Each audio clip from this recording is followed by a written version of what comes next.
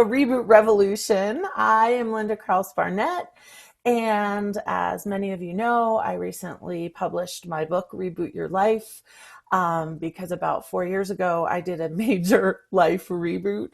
Pretty much every aspect of my being, I restarted and rebooted. And I thought it would be unbelievably amazing to seek out women who have also been through a reboot and who would like to share with our community, because I think now is a really relevant time. I think we all are going through a collective global reboot. And so I'm so excited for you to be introduced to Sarah Ivan Zastow, my very first guest on episode 1 of the Life Reboot series. Welcome, Sarah. Thank you so much for being here. Thank you so much for having me. I'm so excited. So tell us a little bit about you and what you do so that we can introduce this episode with who you are. I am a clinical exercise physiologist by trade, which is a mouthful and a half, and basically means that I study how different stressors and different things affect the body. So a lot of people who are clinical exercise physiologists would be like a diabetic educator, or they would do cardiac rehab after somebody has a heart attack. So different things that the body goes through, we study how we can in turn have the best possible outcomes. What I do is teach people how to manage stress. And also with that, a lot of times comes chronic pain and headaches and digestive disorders and lots of different things, because what we know is that stress wreaks havoc on the body. So what I do is teach people how to manage stress both in the short term, so how to stop a bad day, how to stop a panic attack, and then also in the long term. So what are healthy habits that we can do over the course of several months or weeks so that we can ensure that we are not letting that stress become chronic and have long-term effects on our body.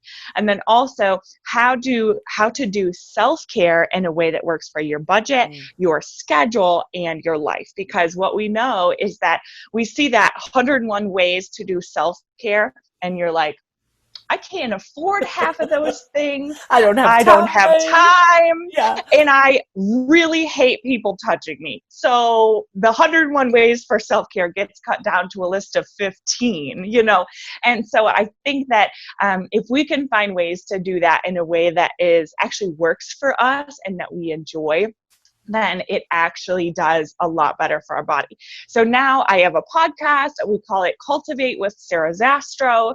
I teach online courses and I'm a speaker. So that's what I do now. Well, so much of what you said resonates with me. Actually, before I kind of underwent my reboot, I suffered from panic attacks from like 27 till about 40. Yeah. It's the first one I ever had was at 27, and I was like, what is that? Mhm. And it was amazing because for the last 3 years, they've really, for the most part, now COVID brought it back a little, but for the most part, it went away because I healed my relationship with myself. And I realized how Yes. much of the panic was coming from a disconnect between me and me, So I love what you do because I've needed you in my life. Where have you been for the last 20 years? That's Oh my awesome. gosh. So, Yeah. tell us, can you start kind of your journey of life and talk to us about the reboot and walk us through how you reset and renewed and like pivoted? Because I think sometimes people think like it's too late, I'm too old, I'm a mom, I don't have time, I'm just stuck in this, and this is the way it is. And people don't realize the power of a pivot and how in a moment life can look different. So can you talk to us? Tell us about your reboot. Absolutely. So I started off working in EMS. So I was the EMT. I rode around on the ambulance and picked people up when they had emergencies. And I thought for sure I was going to use that as a stepping stone to become a physician's assistant or a PA. So I was working in EMS and I had this day, and I remember we picked up 11 people, which is a busy day. I mean, Yeah. we were hustling. So, and every single person, every single 11 people did not have a true emergency. They needed help. They needed education of some sort to help themselves to feel better. But that education is not easy to find. There's a million things on the internet that are all conflicting, right?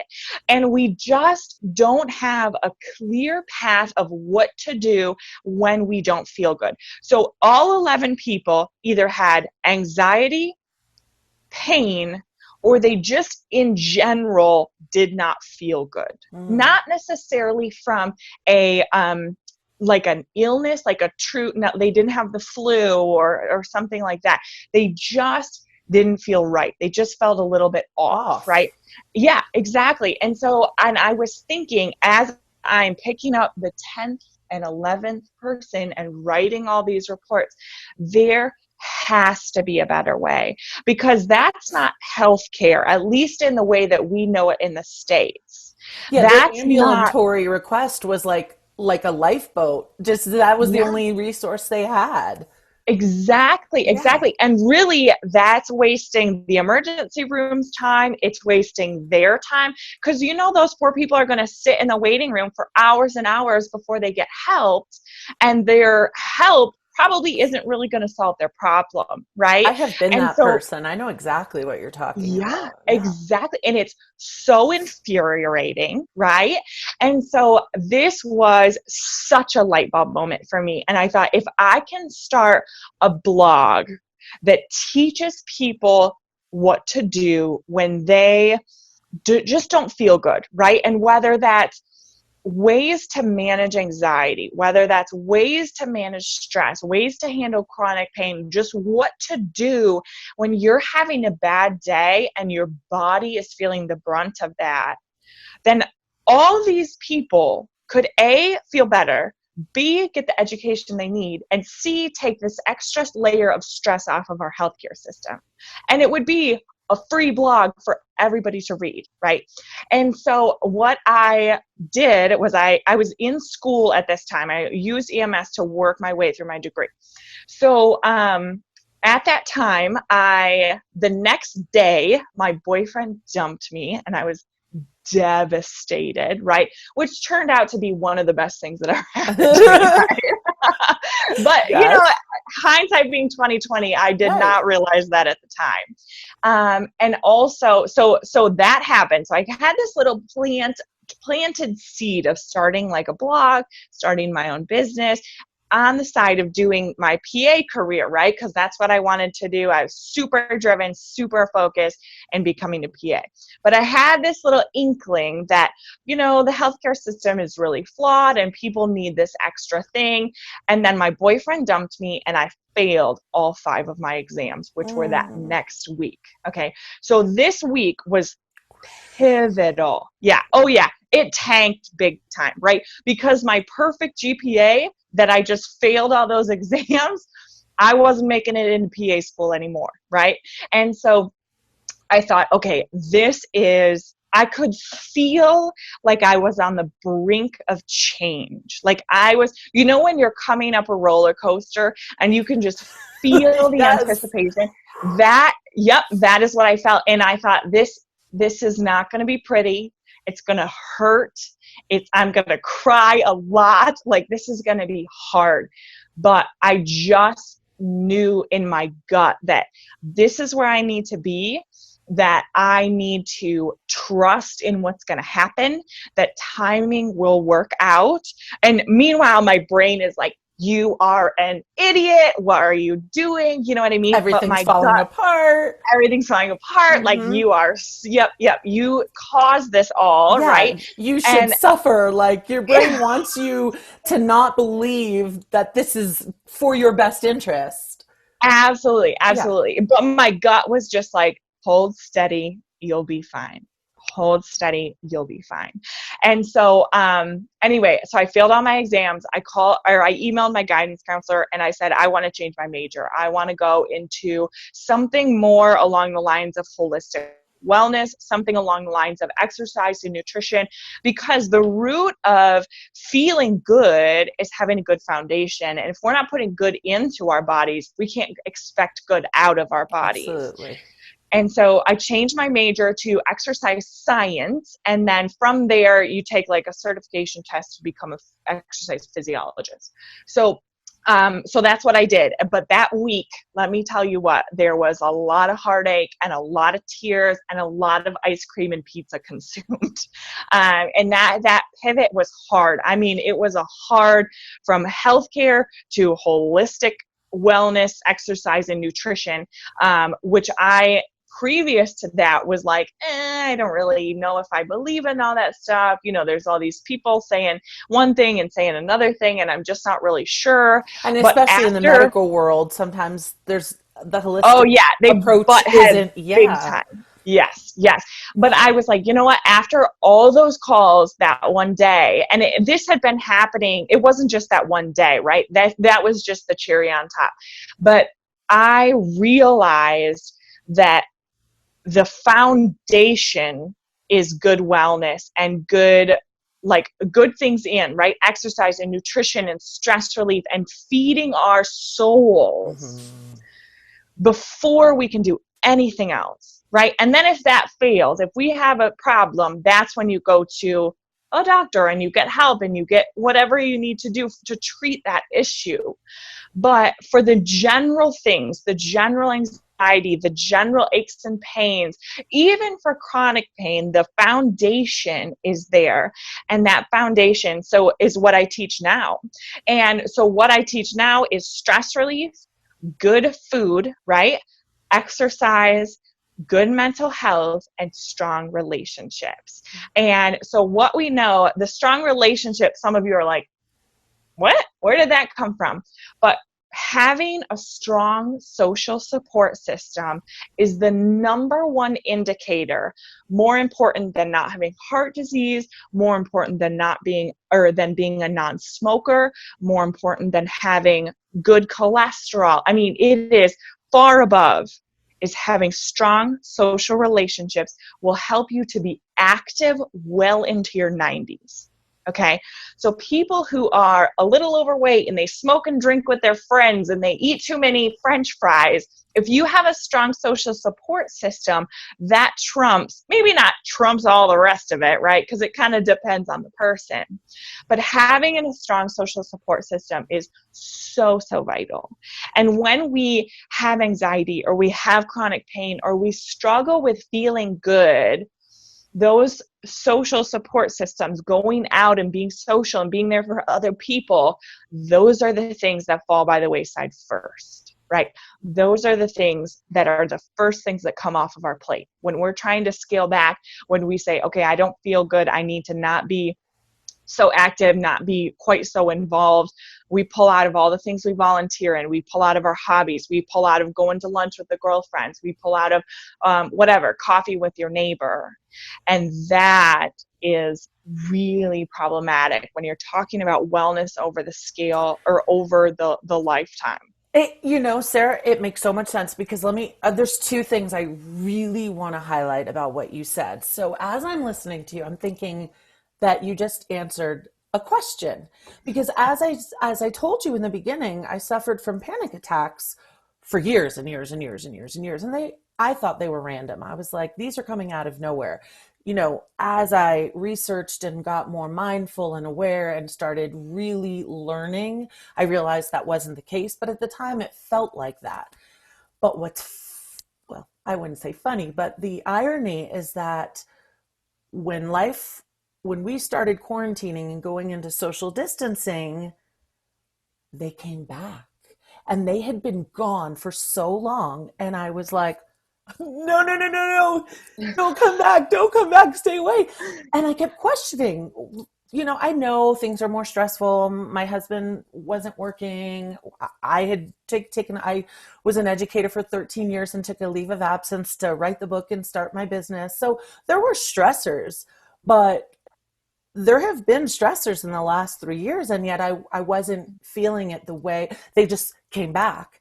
And it's Yeah. so really connected to what you said, because I am really connected to my community and to my friends and to my social part of my life. And when that went away, it incited the panic attacks to return. And it's like you are speaking directly to me, because that is my personal experience. It's amazing because I wasn't able to connect the dots until just now. Like I just thought it was the stress of, the fear of getting sick, the fear of my children getting sick, which I'm sure is part of it, but I'd Yeah. be willing to bet that the community aspect is a bigger part of it. Absolutely, absolutely. And I was telling, so I work with two primary groups, right? I work with people who have a lot of stress and people who have chronic pain. I was telling my chronic pain clients, because a lot of them are older, right? That this is so important. I know you hate technology. I understand that. But being social during this time has to be a priority. It has to be.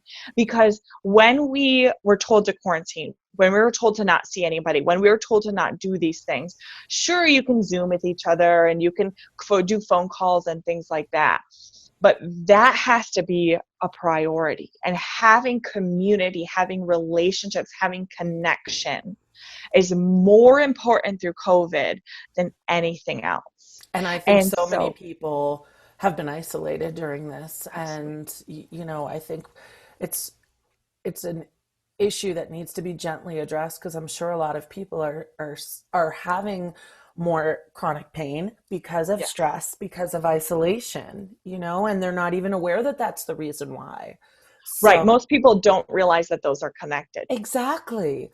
And the other thing I really want to highlight, there's so many things you said that are nuggets of goodness, but you know, and I'm 45. It's taken me quite a lifetime to learn it. I'm proud of you that you knew it back then. But when we're at our lows, when we're dipping down and things seem like they're spiraling, like in my book, I call it the spin, like the spinning wheel on your computer, when you're like, no matter what I do, no matter what I say, I just feel out of control. I feel like everything, and sometimes it's not everything. It's a job or a love, like you said, your love. Sometimes it's just one aspect, but it doesn't matter if it's all or one. It feels like an out of control spin. Yeah. And um, that we have not been trained, at least most of us, and at least for the most part, have not been programmed to see our pain as a purge that leads to progress. We see Yeah. pain as a negative, negative. It hurts. Ouch. I just want it to go away. I just want to get back into the relationship because it'll free up the pain. Or I just want to eat the bad food because in this moment it'll feel good. And my reprogramming was so much a part of embracing the pain, knowing, like you said, in my gut, that this was leading me. It was like purging out what was no longer vital in my life so that progress could come in, so that my pivot moment, my change could come. Because without the pain and without the purge, new things, there's no space, there's no capacity for new opportunity and adventures and life to come in. You are absolutely right. Absolutely right. Yes, I love that so much, Linda. Oh my goodness. Yeah. Yeah.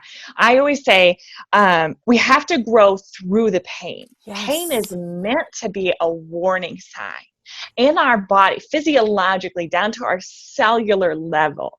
Pain is a warning sign. And pain and fear, or the fear of pain, are meant to warn us, not meant to stop us, right? We are meant to grow through that pain, grow through that fear, grow through that whatever it is. But we sometimes go, oh, and stop, oh, and stop, right? We're Yes. meant to grow That's the through it. spin. Yes. Yeah, exactly. I call that the volcano bubbling. When I talk to my Mm. stress clients, that we have this bubbling of emotions, this bubbling of circumstances, this bubbling of whatever stressors and scenarios, and the story that we tell ourselves about that stress that just bubbles and bubbles and bubbles until we finally explode. And that explosion is a panic attack. It is people shutting down, right? I am going to my room and I cannot talk to anybody for the rest of the day, right? Yes. Or it's people blowing up. That's me. I'm a yeller. Okay. My poor husband, I'm sorry. He Me knows it. too. Yep. I just yell and it comes out and then I start crying, right? That is that It's explosion that of that purge. volcano. Exactly. Exactly. And then, but what I teach people is that we can stop that explosion. We can stop that. If you realize I'm spinning or I'm bubbling or I can feel that stew pot just, yep, Yeah. exactly. Then what we know is that we can slow down. So one thing that I have found really, really helpful, because I always yell, and then I feel really bad for yelling because I shouldn't yell at people, I just So had this talk yesterday. Yes, yes, yes. That's exactly what the talk yes, was. Is like my old patterns of reaction and then regret, reaction and then regret. And I was like, if I could catch myself in the reaction mode, then I could avoid the regret. absolutely. Yeah. So I teach it to people like, okay, we have to step down, climb off of the volcanoes, climb down the mountain, right? And so what I teach people is, because you'll hear a lot of people say, oh, just go meditate. But when we're in that situation, I can't just It's turn it like the off and last go thing you want meditate. to do. Exactly, Yeah. exactly. That is just not my natural thing. Now, if you were a person who naturally was a withdrawer, right? When your version of explosion is to just go to your room and be quiet and not talk to anybody, that's the person who can meditate. That's not me. I am far too high energy for that. But what I do is I either exercise a bunch, right? And that doesn't have to be like, I don't go for a mile walk. I just like do some push-ups or do some squats or something to just burn off all that extra adrenaline that's firing in my body. Yes. Dance, Or I whatever. dance. Yes. Bingo. Yes, that is my favorite thing. So I have a power playlist. Okay. Now I teach my pain clients to have three of them, but the first one, the most important, is to calm yourself down. So what Mm. I have people have like 10 songs or however many they want. 10's a good place to start, of songs that are on the ready, so that when you need to be calmed down, you can play them at any time and they just go whoo, right?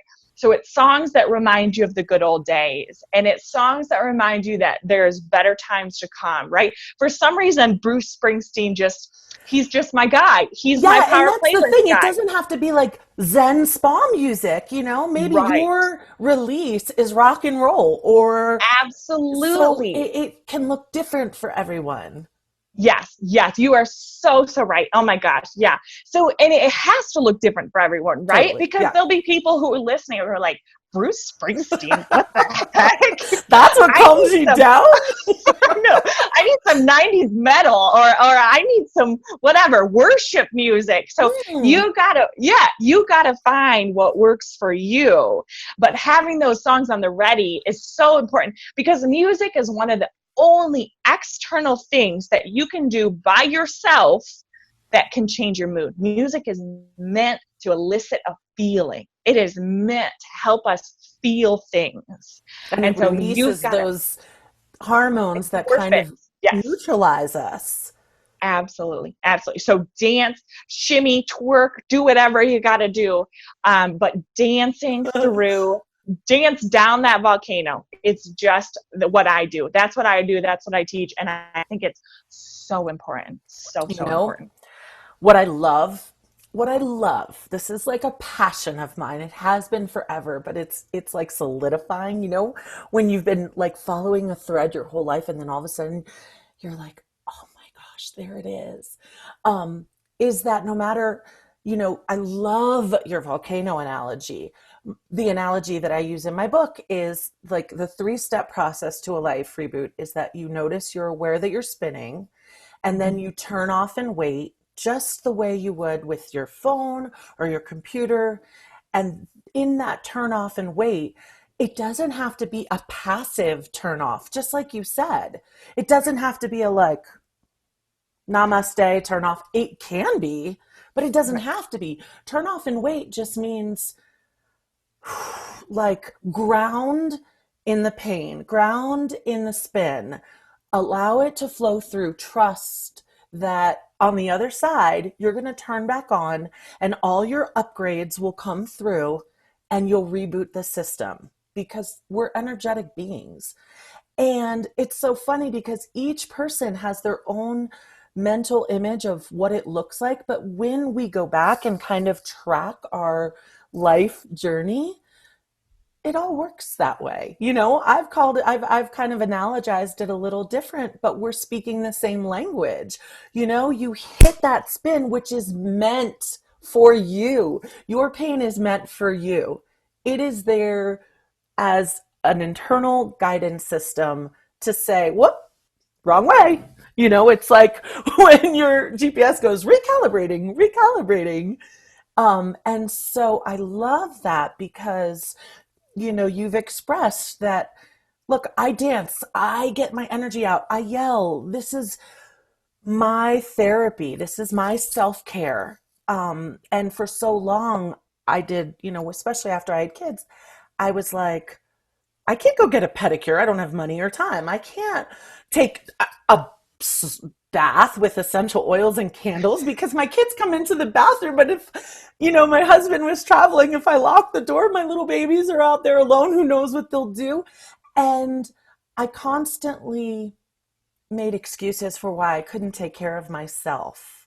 I constantly used the excuse of taking care of others to ignore myself, not realizing that I thought I was like really being nurturing, but they were excuses that didn't allow me to tap in to my higher self. And there were ways, I just didn't know them. Yes, yes. And I think that is so common, especially for women who have kids at home, especially for those women.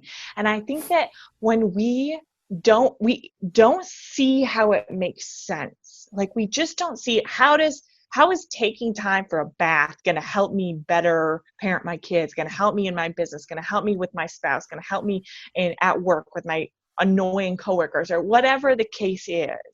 We don't see that connection. No. But I think you are so, so right that if we can find something that works, like, okay, bath isn't going to work, right? I mean, I got little kids at home, but I could take 5 minutes and journal after they go to bed or while they're napping or in the Or car doing on the way it home from with work. them, like including them.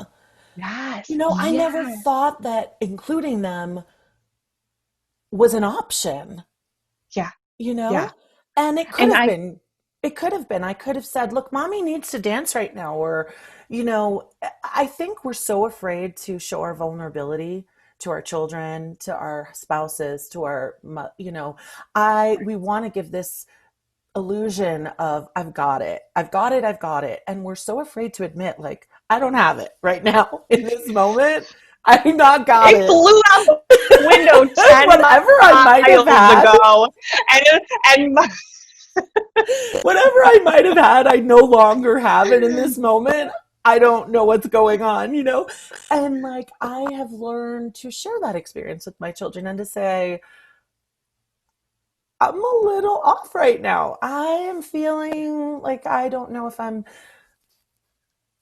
good at the things I'm trying to do. And I love you, but I just need this moment, and when it's your moment and you need a moment, because children need to know they can have their moment as well, then you come tell me and we'll help you through it. But we don't share enough of that. We're always trying to like we're so afraid that we're not doing well or doing enough yeah, or doing absolutely. good or we don't have it all together.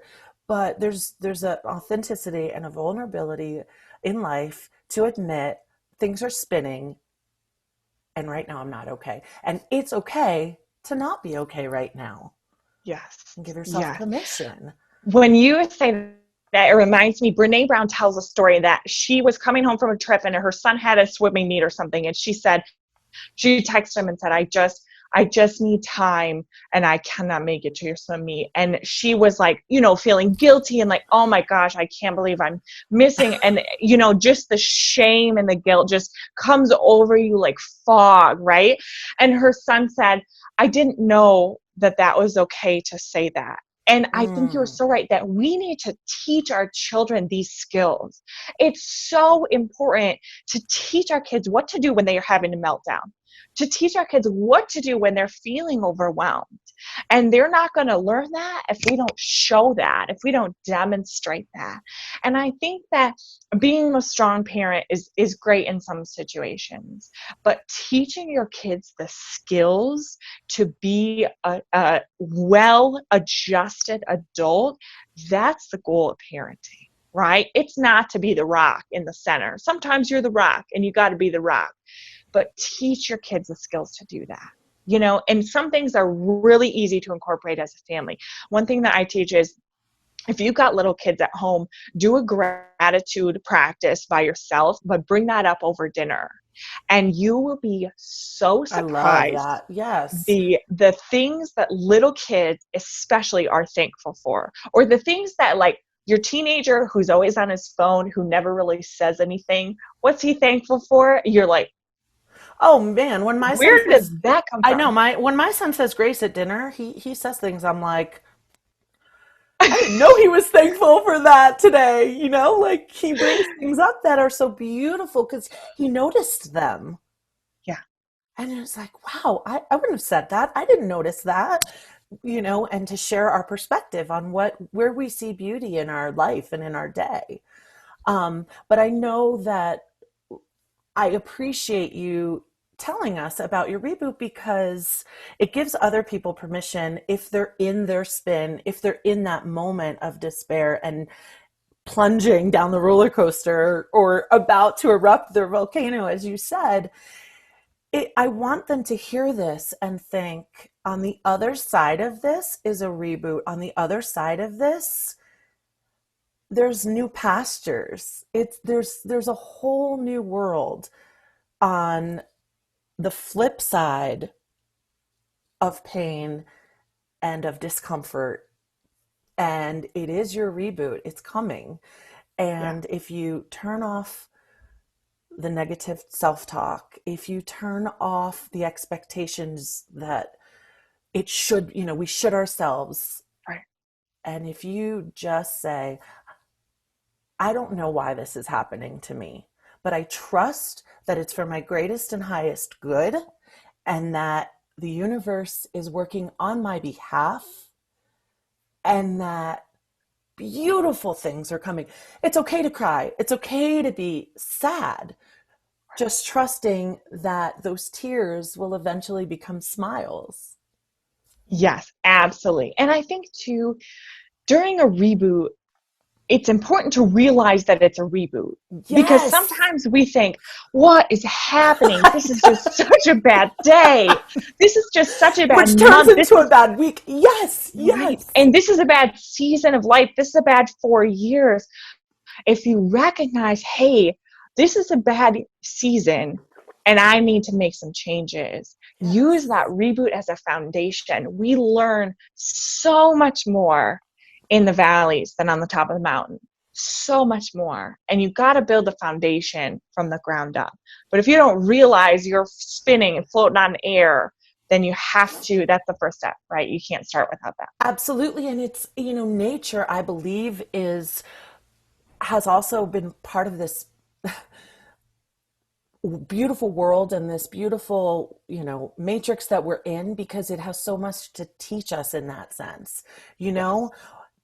one bad, and I'm not a farmer in any sense of the word, but it's like one bad season doesn't stop the crops from growing forever and ever and ever. They try again and again. Nature is always trying again. Nature is always in a reboot. Like, okay, you know, this one's bad, you plant a new seed, you try again.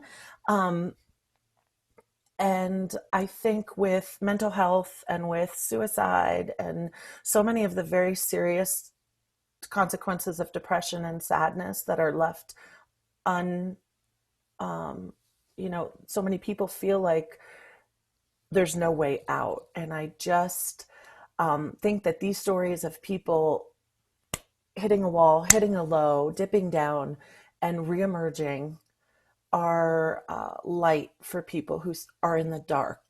And I hope that Yeah. that's what it is. My goal is that, no matter where you are in your process, that you understand we're all going through highs and lows. And if you're on a high right now, hang on to it, but know that you will again hit a low when it's time for change. Yes. And Yes. let that And be I your think, sign. yeah, absolutely. I think it's important for people to know, especially if you are feeling super depressed, if you're feeling like there's no way out, if you're feeling suicidal, if you're thinking about, committing suicide, things like that. And I work a ton with this sort of thing. That it's important to know that a lot of people have been in your shoes. Like, Yes. huge, I don't know the exact percentage, but a lot. If you're in a room, like, a good handful have been in the same position, maybe not the exact same circumstances, but they've been thinking the same thoughts. They've been worried about the same things. They've been feeling the same things. But what is the bravest thing you can do is reach out and say, hey, I need help, or hey, do you ever feel like this? Do you ever worry about this? Do you ever think about this? Because what we need that connection. We need that social aspect. And when we're in the depths of it, when we're walking through the trenches, we withdraw. And if we can open up to one person we know who's went through a hard time, one person we know who's been suicidal, one person we know who's struggled for years with depression, then they can help us, and they can teach us the tools to help to dig our way out of that hole, I agree. right? That's But if what we, we yeah, absolutely. You look for who's like me, who has been through it, who has conquered their pain, who yeah, can show me that you can rise from the right, ashes, right? right. And when you're Yes. in the hole, when you're in the trench, what you really need is a shovel to dig yourself out, Yes, Sarah. right? Or a hand Yes. to reach for you. You need another person. And we can't do life by ourselves. Humans are herd animals. We can't do things by ourselves. But a lot of times, especially through COVID, especially if you're struggling with your mental health, especially if you're struggling with pain or different things like that, we feel so isolated. The nature of the beast is isolating, but you got to reach through it and reach out to others because Yeah, and it's amazing when we're happy, we're like we see good everywhere and we want to share it with the world, but when someone breaks up with us or when we're sad, we're like, this has only happened to me in all the history of the entire world. No one's ever been broken up with yeah, the way I have, or whatever the case may be. And you right, have to remember that it's not the case. And right. I just want to close with saying that what I didn't do before, and I appreciate what you do in life and your service to humanity, because when I would feel pain, I would feel panic, like, this is it, Linda. Like, they're coming. um but it's ask your pain, like, talk to it, talk to the little girl or the little boy inside your heart. We so spend our day up here, but Mhm. learning for me to drop down into my heart and trust that God has made this beautiful, really advanced. Our bodies are so advanced technology. We don't Mhm. give it credit for its healing capacity. And to ask your pain, like, why are you here? What are you showing me? Where are you guiding me? What direction am I supposed to turn? I know that this feels like crap because you're trying to get my attention. So I'm listening. Where do you want me to look or listen or turn? because I know that's why you're here. I know that I'm built in a way that even the bad is meant for good. And when I turned inward and started really, instead of being like, pain, pain, go away, come again, never, ever, ever, ever, ever, you know? And then I started really embracing it as a part of me. Like, okay, you're here. I get it. I'm not listening. I am going to listen right now and pay attention. Yes. You know, it's like your kids, mommy, mommy, mommy, mommy, mommy, mommy. They're going to say it until you say, what do you want? And that's kind of your pain going, Linda, Yeah. Linda, Linda, it's time. You're ready. Hello. And once you listen and open your heart and just trust and like come out from here and into here, you hear it. You hear like the where and then I not always, I know there are people suffering who don't have the ability to do that, but for many of us, if we can do this early on, then the dis-ease of our bodies doesn't get to that point. And Absolutely. I love what you say about that. Picturing your pain or your anxiety or whatever as a different person. Learn from that person like you were having a conversation. And after you do that, leave that bee on the side of the road, flip her off, and keep on driving. Like, yes, you know, we can do that. But yes, you got to hear what she's saying, or else she'll never leave. Right? You exactly. got to Like, hear what she's saying. yeah. Yep. I adore you. I'm so honored that you are a part of my life, that you're a part of Life Reboot. I know that this is just the beginning for our journey together. I admire what you're doing for the world. I thank you for your job and your service.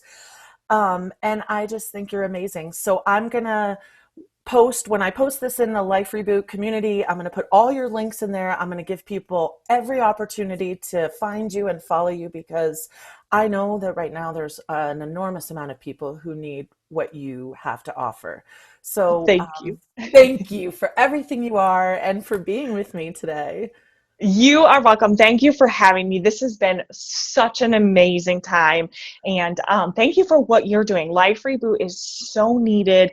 And same, if I will send people your way, and this has been so great. So Thank thank you. you. All right, everybody. And thanks for joining us. And we'll see you again on episode 2.